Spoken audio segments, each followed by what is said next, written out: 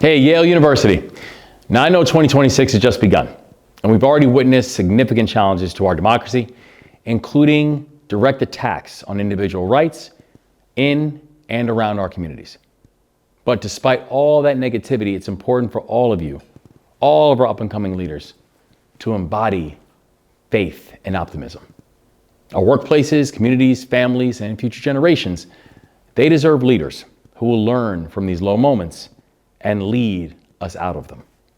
They deserve leaders who know that we've been here before, those who've studied these moments with positivity, those who truly believe in a better future and are willing to work to make it happen. With this collective spirit of leadership, we'll make it through. We'll be good. So good luck, keep the faith, stay optimistic, and keep the light high.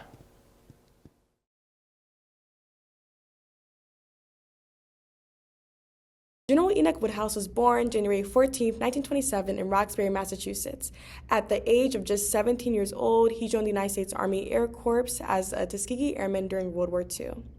As one of the only and first African-American military aviators, Woodhouse was responsible for breaking down the generational barriers that prevented numerous Black individuals from serving in the military. And he didn't stop there. He went on to graduate Yale University in the class in 1952 as one of 4 Black students accepted. Now, at the age of 99 years old, he remains an active voice in preserving the historic legacy of the Tuskegee Airmen.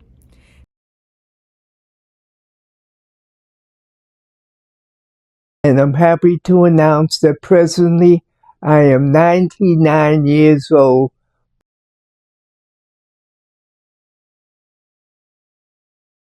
Let me tell you first about my grandfather. Okay.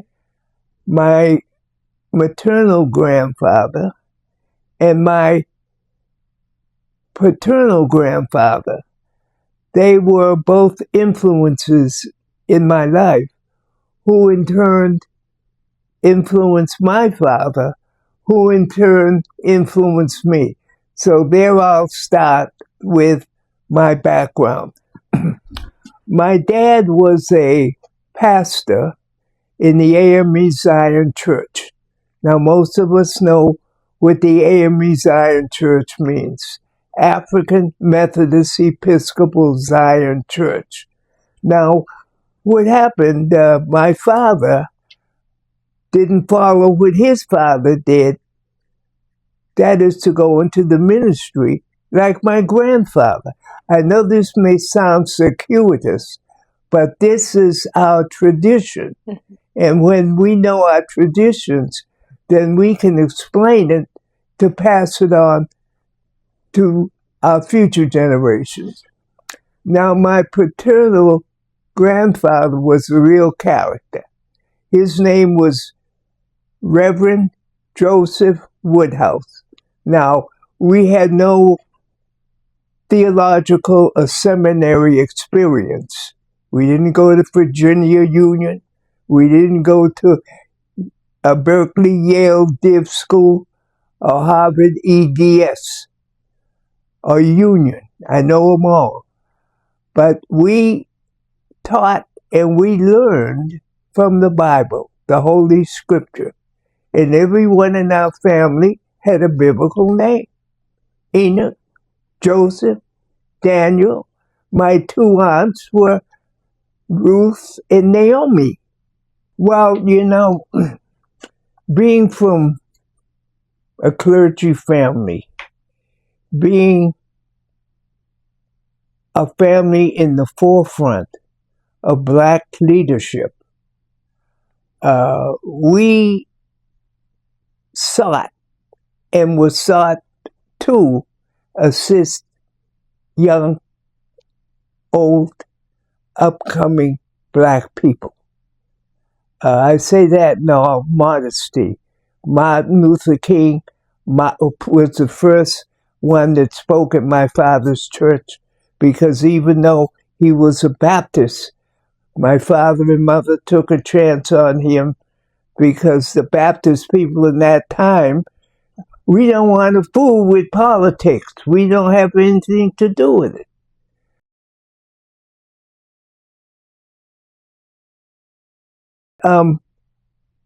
explaining to you and letting you and our future generations know what it was to be black at Yale in 1950. I saw no black on the campus, no black in any capacity. Now, the most happiest time when we come here is to see who our roommate's going to be. You know, who's going to be a roommate?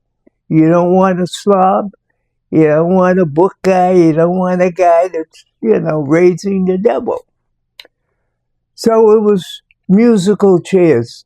People were going off, getting their keys, and your not-so-humble servant was left standing alone. Standing alone. So what did I do? I tell all of our young people to stand tall, stand erect, and maybe something good will happen. So what happened to me was our master, Berkeley College, Thomas C. Mendenhall III with 7 daughters, came up to me and said, Mr. Woodhouse, it doesn't appear that you have a roommate, but I'll take care of you. So being negative, we always expect, or usually expect, the worst to happen. We say, oh, gee, here I go again, back in the basement, or something like that. But what he told me, he said, I have suitable place for you, which was a single suite at Berkeley College facing Wall Street. Now, your room selection is supposed to be random. It isn't. If your uncle, brother, great father, or whatever, if he attended Yale, he somehow received the room that his ancestor had. That's by coincidence random. So I was assigned to the what I call VIP area, all single suites, fireplace, bookcase, casement windows. Now my entry mate was a melon. Up the hall was the Gimbel twins, Peter and Robert. Then there was one of the most brilliant guys in the whole school, 5'8" in the usual. So these were my entry mates. And they were all tops to me. They would not remove themselves from the table, dining table, when I sat down to eat. Now, I don't want to get too circuitous, but there's so much that happened to me at Yale in 1950 that the students of color, Hispanic and so forth, do not experience today. Mm-hmm. And I should have made this introduction before you started me. Whenever you speak, the custom is to thank the people that run you, the people that invited you. So I'm going to start now by having exclusive thanks to the Yale Corporation. Next is the treasurer, who I know is familiar with you and you with him. You see, why do I say that? Because we have to give credit where it's due. I passed this not your, but our center. And don't think it's your center or anyone else's center. This is our center. Uh-huh. Our center. And You know, during my years here at Yale, I passed that building many, many times. Couldn't step into it. Didn't step into it. Didn't even know what it was. I knew that that was one of the buildings that I didn't have a class assignment. But this was Yale at that time. The young men of that fraternity, a house, and it was a house because most of the members didn't even eat there. They ate at the house. When they had dances, they didn't have to go to maybe the Quinnipiac Club, the Yale Lawn Club, but this is where they went. This was another life. See, 2 levels at Yale. You have your house level, and you have your fraternity level. Now, at that, well, of course, we couldn't join or be selected because there was none of us here. And I was the only one, and I don't think I've received an invitation yet.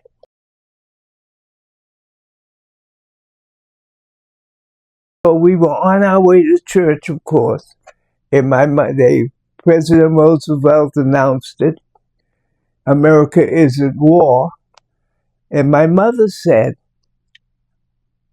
"Boys, I want you to serve your country. Boys, I want you to serve your country." Now, can you imagine a black woman saying that to all she had with 2 boys? The pictures I grew up with, my people hung for picnics, Ku Klux Klan, but we followed what our mother said. I went into the Army Air Corps, and my brother went into the Marines. He was one of the first black Marines. So the things that we saw were negative pictures of America.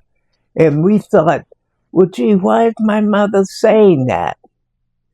And it wasn't until several years later that she not asked us, she told us to serve the country, our country, in the hope that things would be better for black people.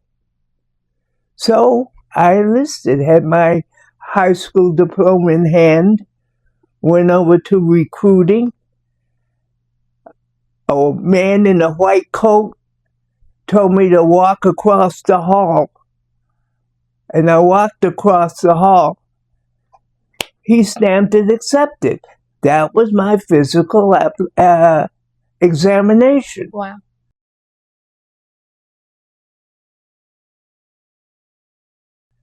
Okay, we got on the train. This is the interesting part. We got on the train from South Station, and we're going to my first duty station, basic training, Wichita Falls, Texas.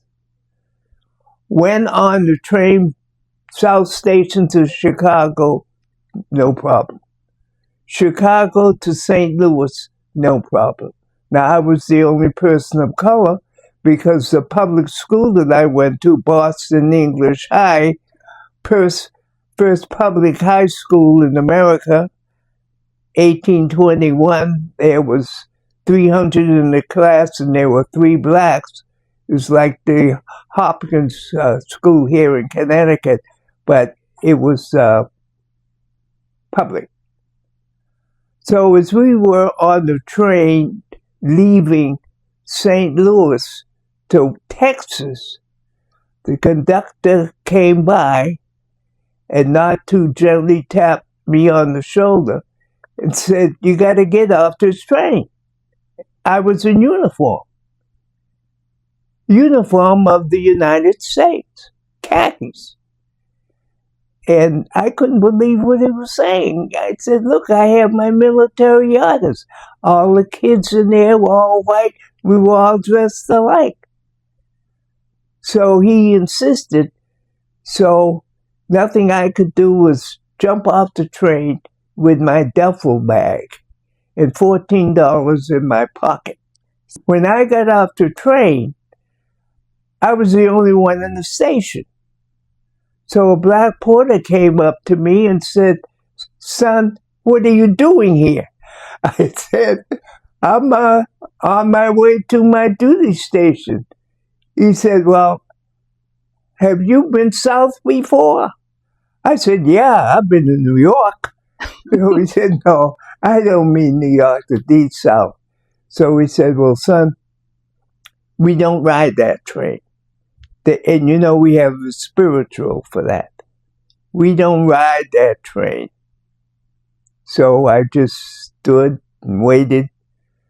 Next train for black people was 7 hours later. So this was 44. And when you don't show up for your duty station at the time you're supposed to, that's what's called desertion. And desertion in wartime is serious. So I came there about 8 or 9 hours late after I was supposed to be there.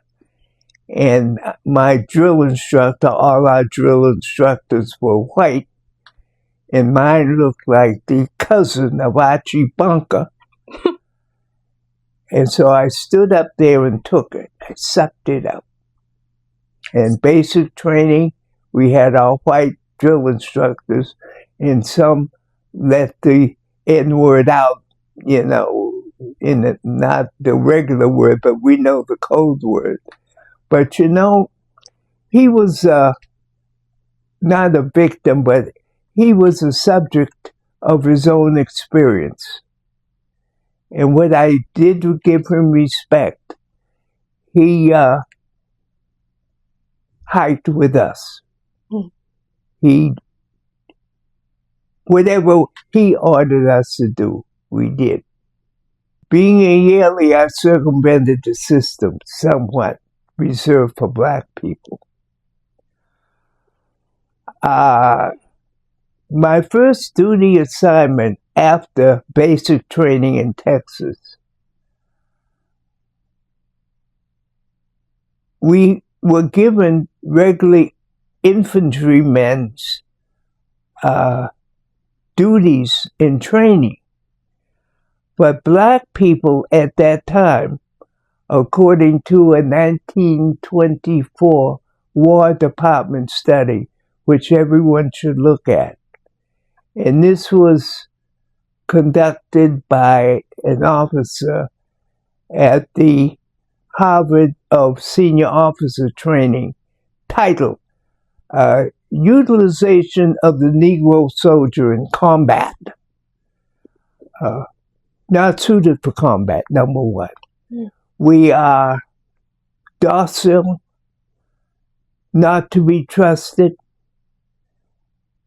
no sufficient combat training or capability or physical prowess to engage in combat activities. So therefore, I recommend that they be given household activities. Now, what's household activities on a military installation? It's not combat, not aviation. Housekeeping,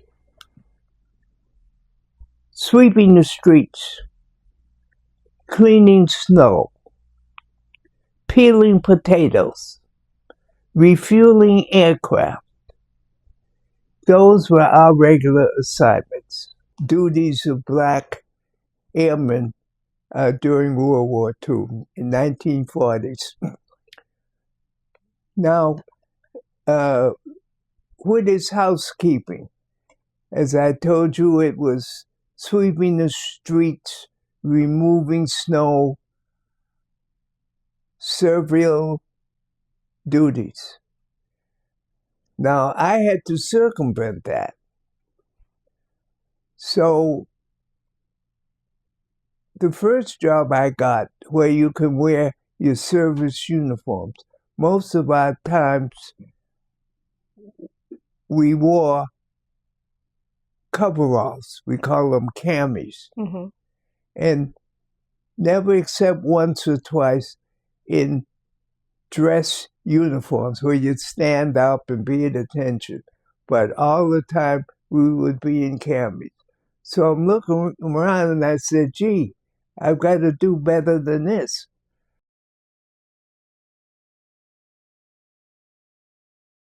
Next job I had was, this is where I really got interested in aviation. We had an assignment to refuel aircraft, the B-17s that were there. I mean, it was a dirty, smelly job with jet fuel.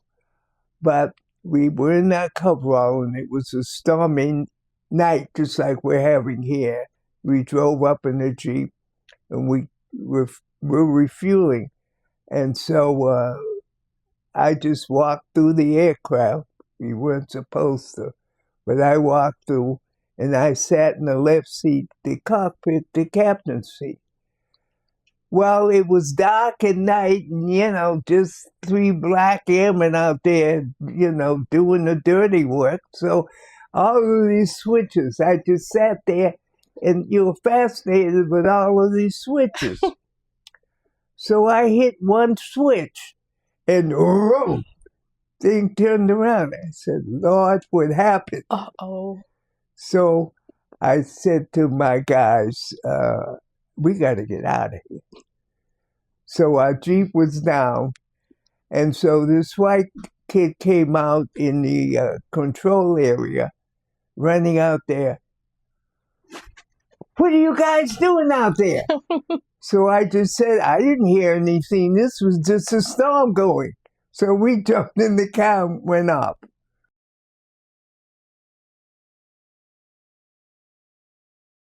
Okay, the next job I had was the crucial one, a waiter in the officers' club.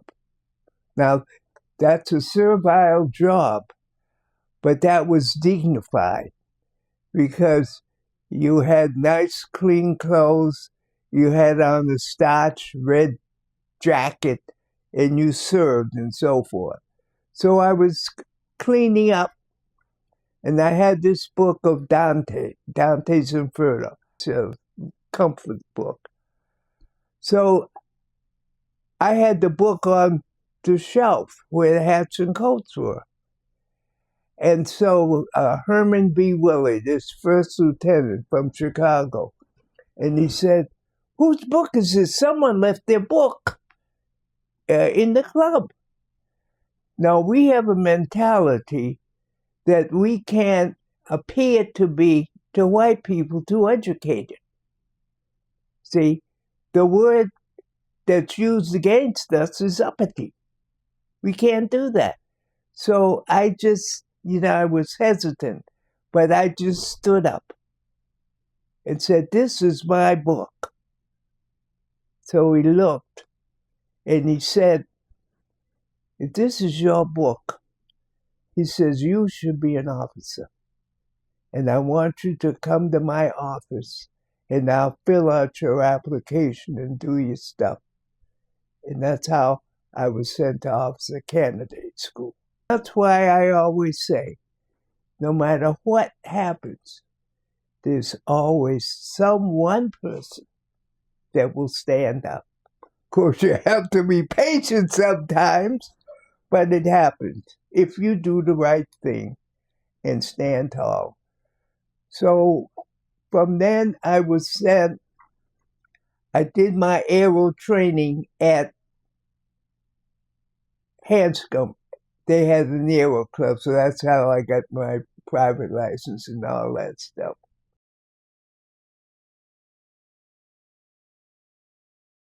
Aviation for black people in the civil life was nothing.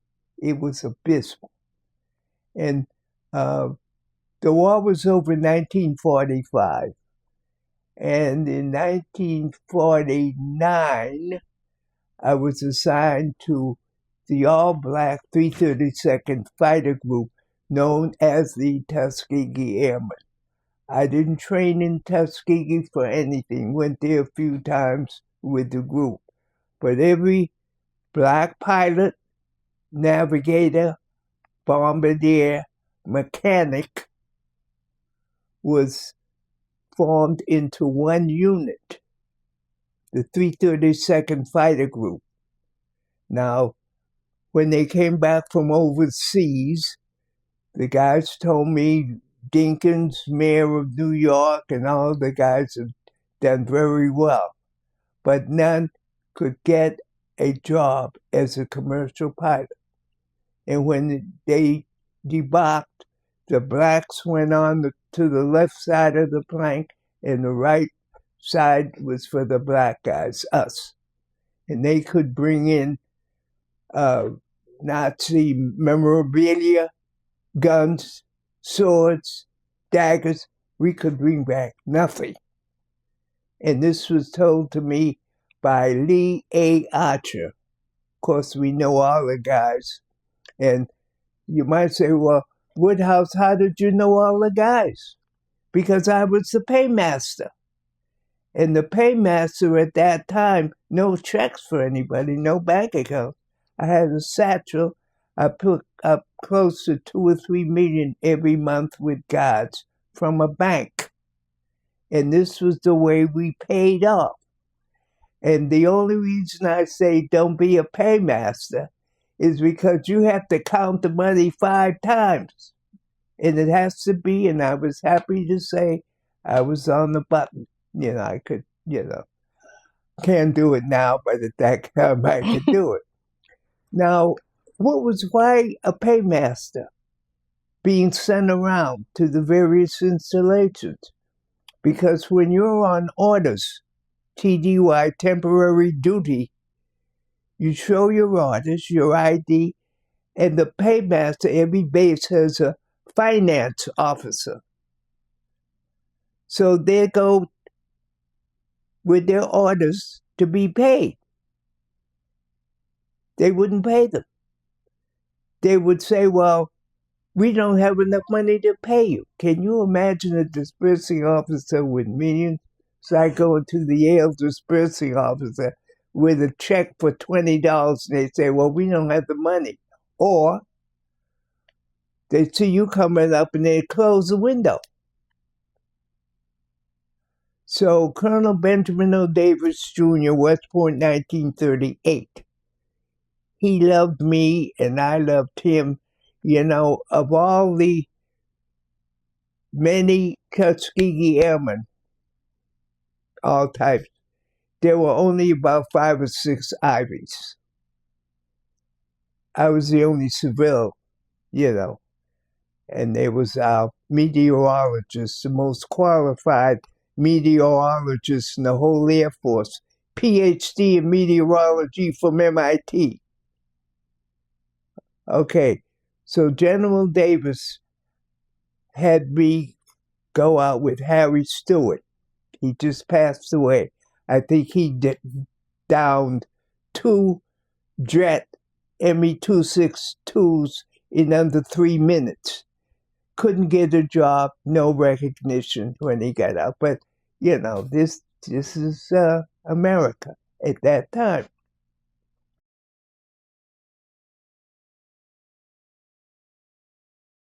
Getting out in 49, then that's when I decided to come to Yale, return to Yale, because right after I got out of high school, Boston English High School, in 1944, the Ivies, Harvard, Princeton, Yale, they had an exam and they had several people from those 2 schools. They would select certain people to come to Yale. That's how I came to Yale at 17. So then did all my military stuff and so forth. So then in 49, I decided to return to Yale.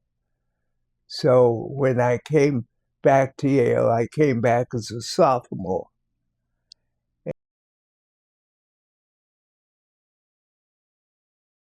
There was none.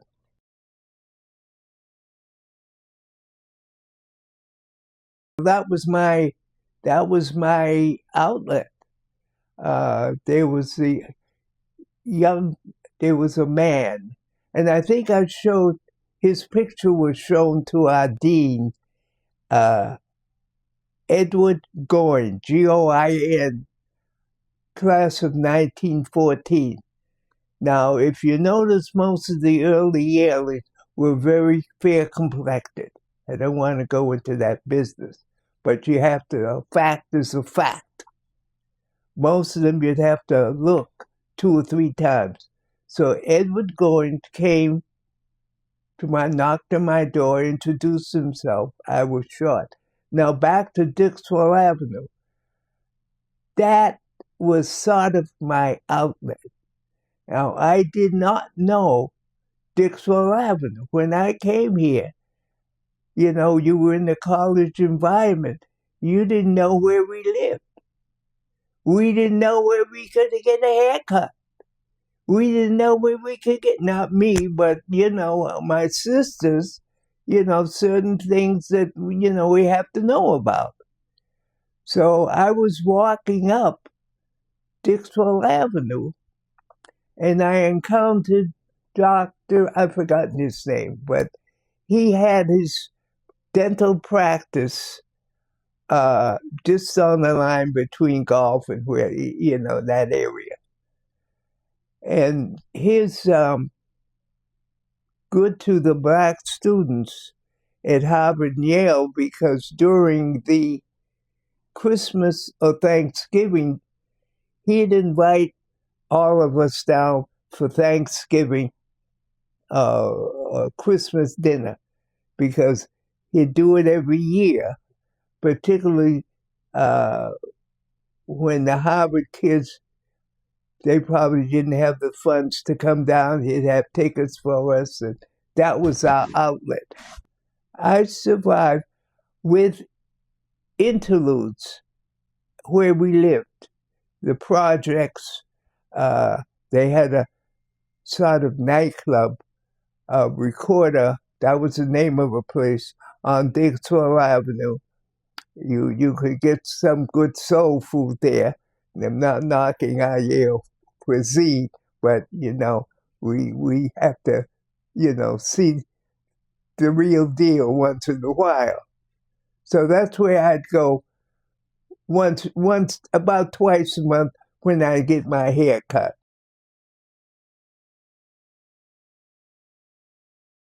We have a saying, I think there was a book written about this called The Spook That Sat by the Door, a gatekeeper.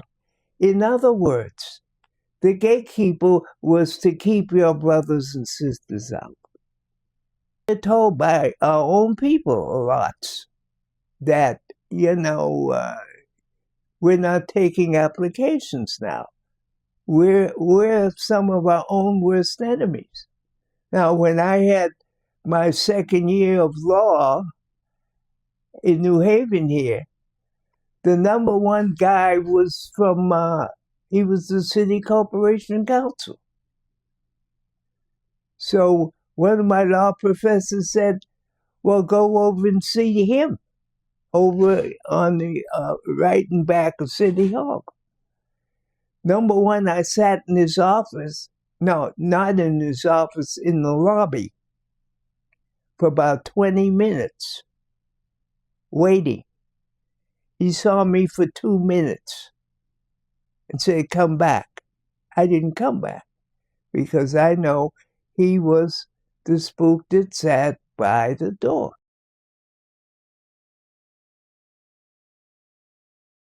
Well, you know, Yale Law School is different from Harvard Law School. Their typical classes may be 20 or 30. Harvard has around 1,200. So when you go to the Yale Law School, you know when you're going, where you're going, what job you're going to have, what clerkship you're going to have when you hit the first day. So I came in and wonderful courses, And the other black guy in my class, that I think there were two of us, James Nabert III. He was Thurgood's right-hand man. James Nabert III. So I showed him around. I think he went to Amherst. And so, it was a while before I knew he was one of us, you know what I mean.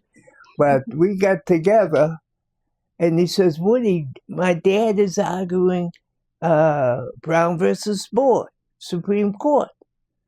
So I said, gee, we ought to go down. He said, that's what I was going to suggest. So he said, stay in my place and all that stuff. So we went to Washington, Supreme Court, hear the arguments. And we were there 2 or 3 days before. They had what they call skull sessions in the basement of Howard Law School, which was about 3 times the size of this room. And it was packed. Thurgood with his cigars, and all of that stuff. So I was able to answer a question. It wasn't really a question, but my mother always told me, no matter what you're doing, have yourself on record. I asked a question to Thurgood Marshall. It wasn't profound. He didn't shoot me down, but he answered my question. Okay, so we did stay for about at least 2 or 3 weeks. We just hung out there after the hearings and so forth. We went over to Howard. We just took time off, particularly to see what our people were doing in Washington, D.C. Looked at campus and, Jim knew, but I didn't know about what we had done and were doing at Howard. Being in Boston, being at Yale, I didn't see any of that. So we got back to New Haven, Yale, and at Yale Law School, when you go in there, there's a big bulletin board that saw Mr. Woodhouse report to the dean's office. I said to myself, dean's office? I'm in grad school. I don't have to go to class. And I know I had doing well in class, So the dean was there, Dean Wesley Albert Sturgis, Jr. So he came in, I, stood at attention, sit down, Mr. Woodhouse. He says, I've heard you missed classes at Yale. You haven't attended any real classes for 3 weeks. I said, yeah. And he said, you missed your classes at Yale Law School? I said, yeah. Well, why did you go? I said, I went down to Washington to hear a Supreme Court case. You went down to hear one case? Yes. He says, what was the case? I said, the case was Brown versus Board of Education. Why would you leave Yale Law School to hear an insignificant case? Yale Law School. So I had my resignation in 2 days later. I told Jim I can't. Jim stayed, but I just, I don't know if he talked to Jim the same way, but I just gave up. I went to got my degree at home, saved money, Boston University Law School. But you know what? I come back to our Yale Law School reunions. I make a point whenever I can, I go back to the Yale Law School reunions because I was Yale Law 55, and I send in my contribution every year. If it's $25, whatever, I get the Yale reports like everybody else.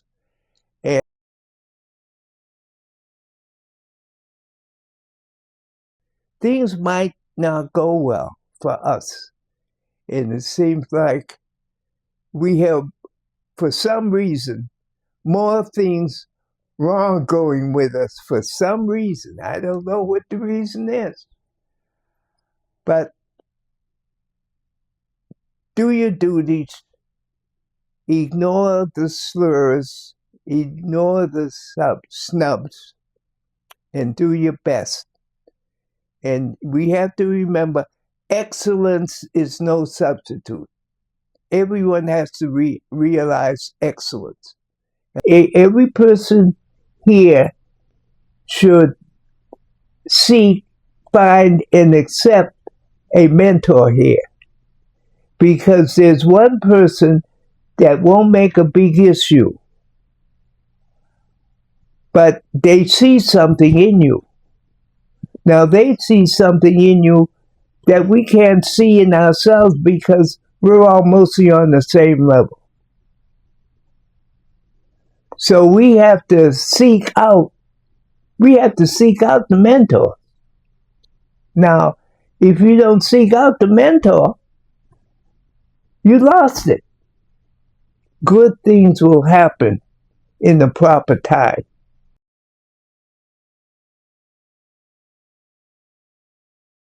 That's easy. Because when I came to Yale, not seeing anyone that looked like me, and to see what's going on in the house, to me, that's something that I would never dream of, never expect. And I'm happy about that, personally. And I'm proud that our university will let the right thing happen. That sounds weird because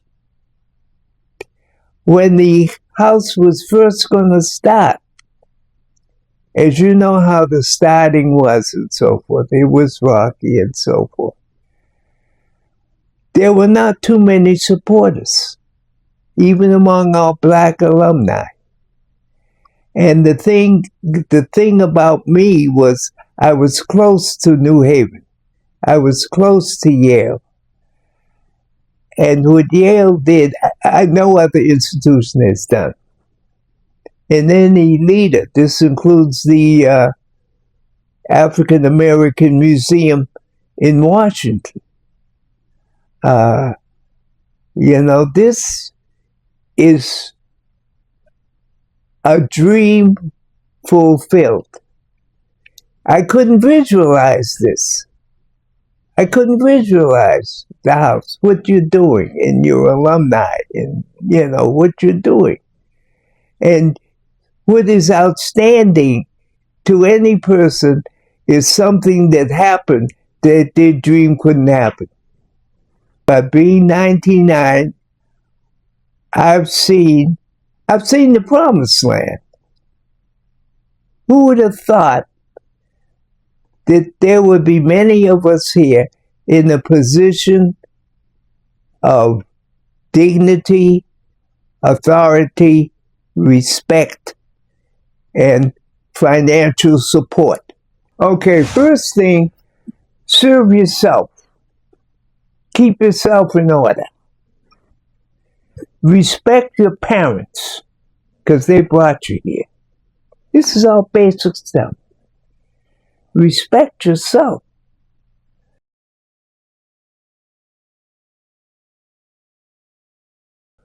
Well, we have to keep on in the right direction with the right people. Now, things are against us, and I'm proud that Yale has taken the stand that it has. We have to build on what we know. And it's not going to be easy. But what we're doing here at Yale, and I'm not just saying that because I'm a Yaley, I've been all over Harvard, Princeton, Dartmouth. And it's a collective thing that we have to do individually. And the main thing is bringing on younger people, encouraging young other people.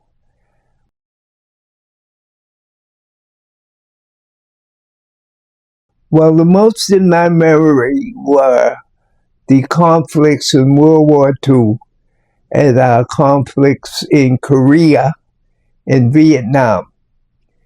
You know, during World War II, we were not permitted to be in combat.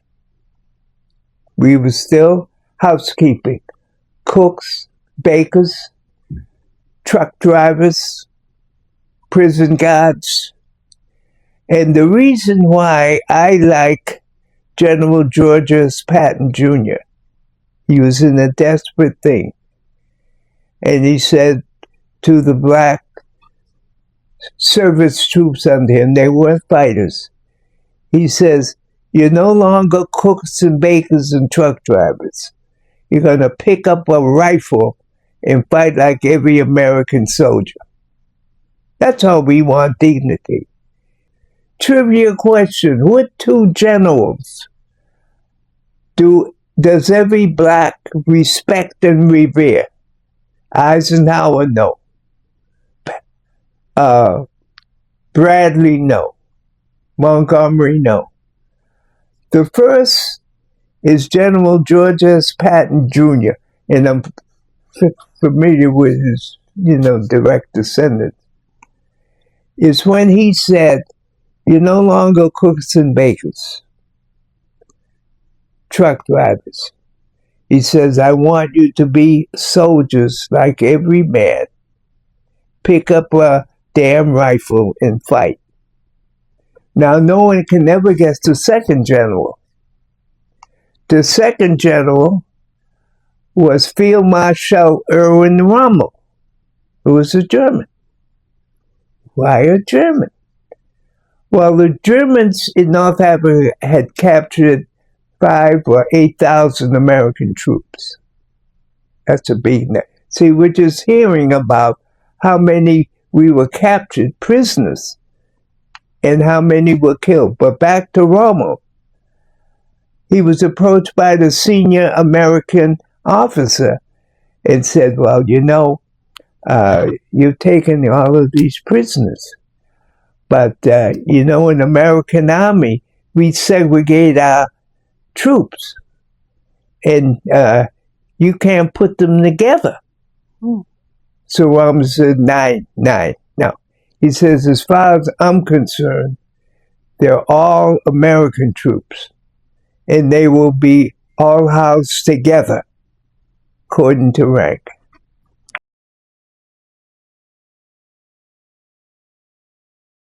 The takeaway is, whenever you can see something, particularly for our people, you don't have to worry about Rockefeller, or you don't have to worry about Damien at Hamey at Morgan Stanley. They'll take care of themselves.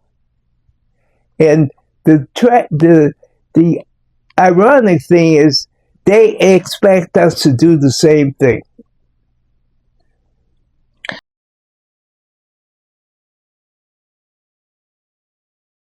Well, that's an honor among honors.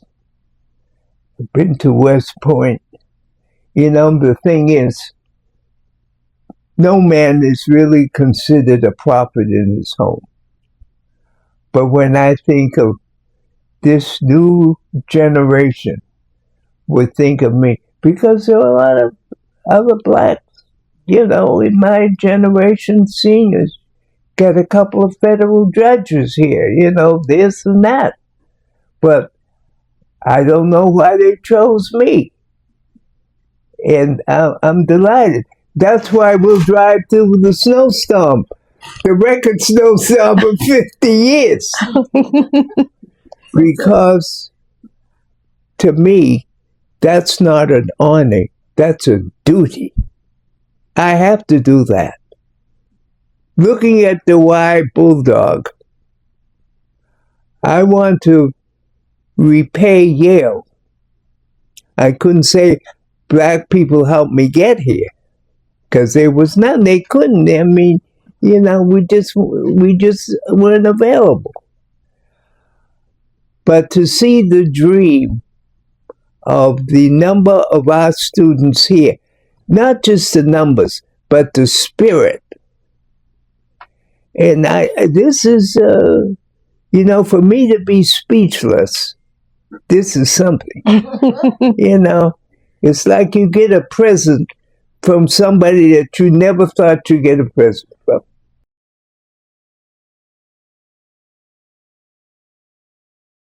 Well, my legacy being a Tuskegee Airman and being one of the last,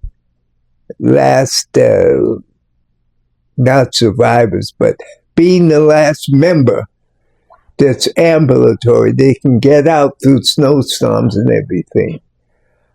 My legacy will be to further the careers of our men that want to be there. The second military chief of staff that we had, C.Q. Brown, 4-star, Immaculate Air Force Academy pilot, the whole shebang. And when you are chief of staff, you're there by the concurrence and approval of the other 4 stars of the other service, Army, Coast Guard, Navy, and Space Force. And at the Newport War College, he was speaking. And I was there sitting. I had met him.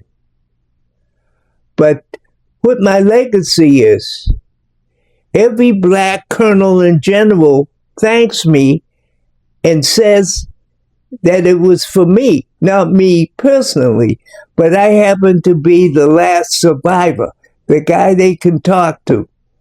And the 4-star came up to his aide and said, when I'm speaking, you tell Colonel Woodhouse to come in a conference with me.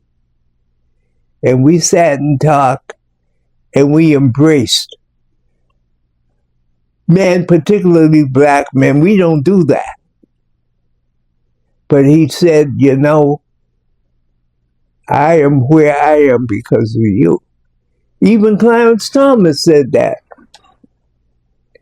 And as far as the military is concerned, I owe a lot to the military. Because it gave me a duality of opportunity. See, civils, they're one thing. 2 military people, we're something else. We talk our language because no matter who or what, we all started off the same. We all started off as privates.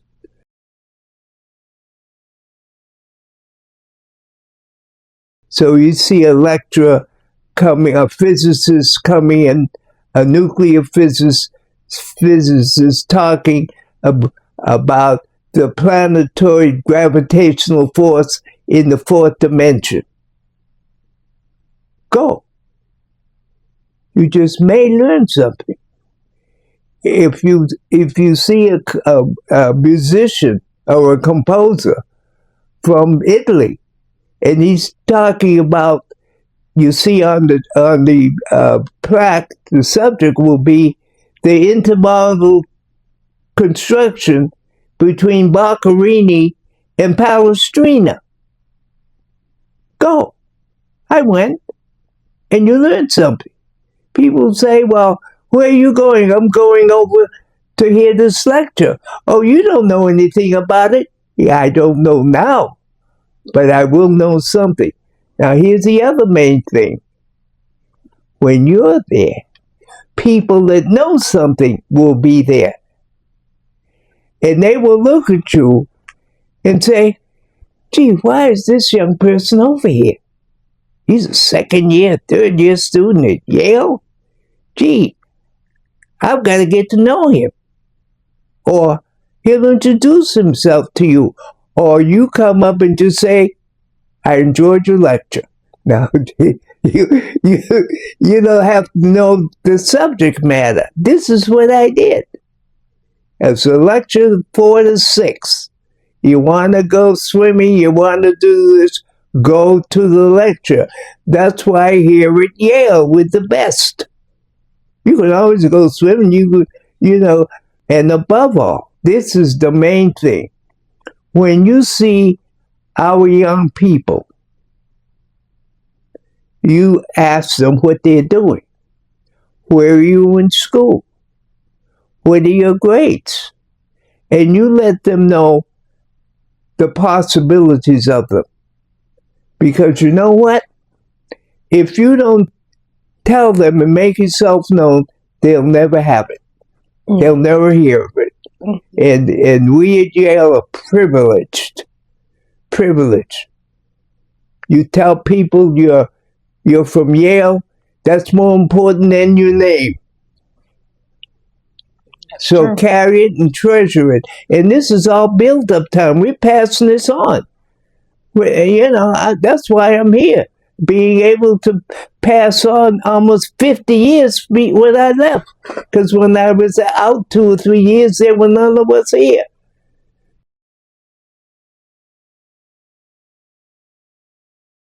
Well, I hope you're here. Or someone like you. Or someone you'll train. Someone you will train. And for him, I will just say, I hope you didn't make the mistake your father did by going to Harvard.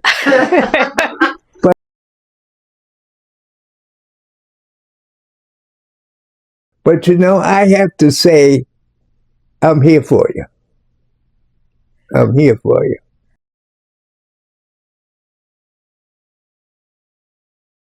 I just bought one. Oh, you were with me. I shouldn't cut that out. But I had Dante. I follow that book to me because it's like a Bible. It's the trivia question, and I'm getting off, but I got to say this while I can. You can always edit what I say. Mm-hmm. But you can't hear what I say unless you have the opportunity to edit. Yes. And I hope when you edit, you think twice. That's how I met my wife. I wasn't looking for a woman. I don't know if she was looking for a man. But we found each other. And that was almost 40-odd to 50 years ago. Wow. You could have gotten, well, I don't know who's better than I am, but I mean, there is somebody out there. That's the reality. Talking about an Afro house, there was no one to be in the house except 2 people.